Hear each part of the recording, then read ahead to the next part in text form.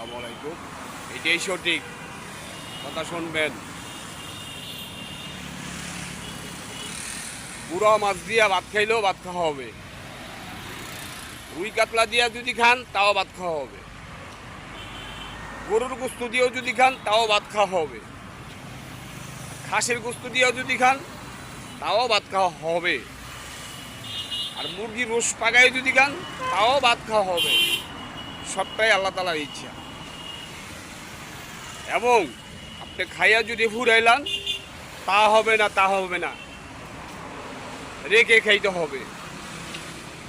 ভবিষ্যতের চিন্তা আমরা করতে হবে না।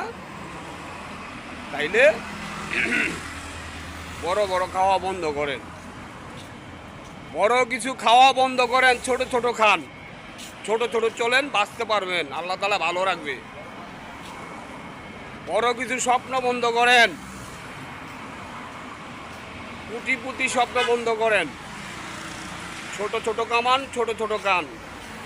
আল্লাহ তাআলা ভালোবাসবে, আল্লাহ তাআলা ভালো রাখবে, এবং সবাইরে ভালো লাগবে, বিশ্ববাসী ভালো রাখবে। আমার কথাগুলা যদি ভালো মনে করেন তা লাইক, তা কমেন্ট, শেয়ার করতে বলবেন না। আমি কাউকে জ্ঞান দিচ্ছি না, দেখে ভিডিও তুলে ধরছি, ছোট্টটা ভিডিও বানাইলাম। ভালো থাকেন, আল্লাহ হবে, আবার আগামীতে দেখা হবে।